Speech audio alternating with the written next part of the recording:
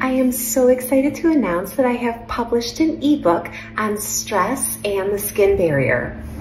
In it, I share a basic understanding of how psychological stress affects the skin barrier by releasing cortisol and an overactive immune response.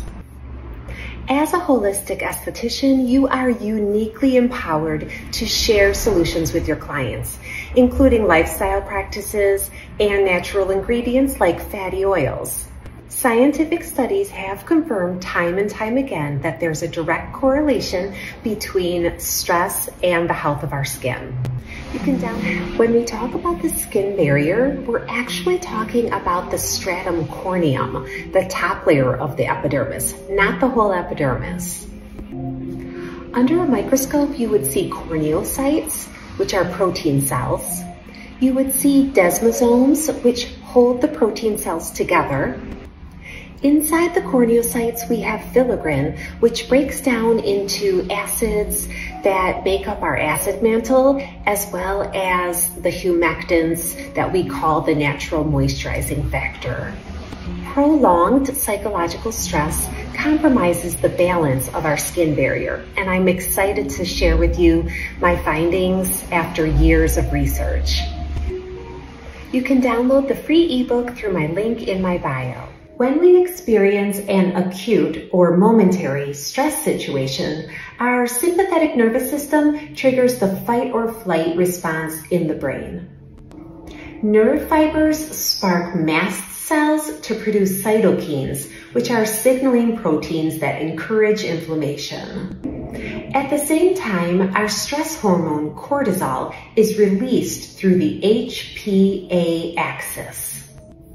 That is a glandular system that starts with the hypothalamus in the brain. H in HPA is hypothalamus.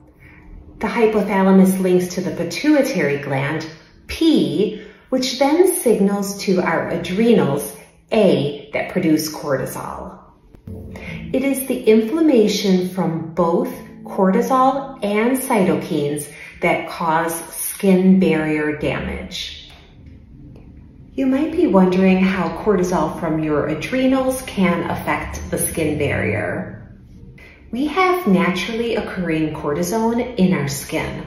Under stress, that endogenous cortisone gets converted to cortisol through an enzyme called HSDI, or cortisone reductase. Guess what else triggers the enzyme HSDI? UVB rays. So wear your mineral sunscreen. Also, taking an SSRI has been shown to decrease levels of HSDI in the skin. So if you're struggling with your mental health, don't hesitate to reach out to a medical professional. Let's talk about inflammation in the skin. When stress triggers inflammation in the skin, it can lead to a breakdown in the skin permeability barrier and cause increased sensitization. It can leave the skin vulnerable to allergic reactions, dermatitis, acne, eczema, and psoriasis. There are, of course, genetic factors that play into these skin conditions, but psychological stress has been shown in many clinical studies to exacerbate the conditions. This exciting area of study is called psychodermatology. And what's fascinating to me is there's also a reciprocal effect where these conditions can exacerbate or trigger depression and anxiety. It's a vicious cycle, and it takes work on both the skin and the brain to soothe and balance it. Let's talk about lipids and sebum. In between our skin cells lies our lipid matrix, which consists of fats, fatty acids, and ceramides. It acts as a mortar between our skin cells, which are layered like bricks. It plays an important role at keeping moisture in and pathogens out. Our skin barrier also contains sebum, which originates from the sebaceous gland. It contains fats and fatty acids, but also wax esters and squalene. Boosting your knowledge on these essential components of the skin barrier will make you a better esthetician to your clients. A very common problem that estheticians see in the treatment room is dehydrated skin.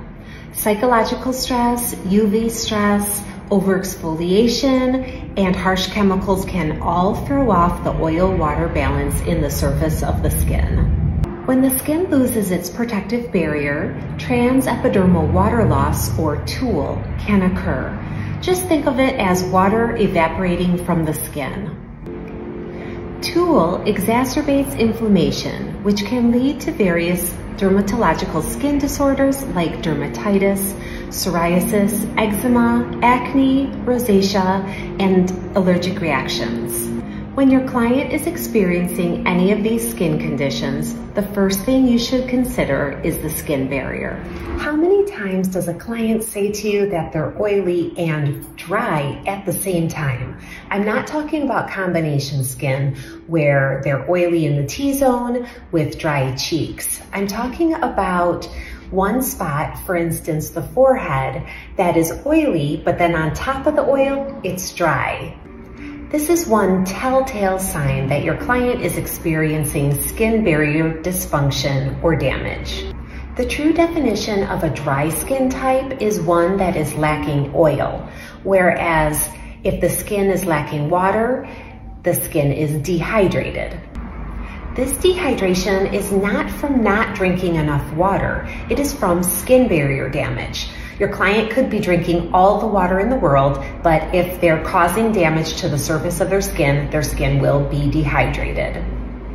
Explaining to them why they are both oily and lacking water at the same time helps build confidence that you are the expert of their home care routine.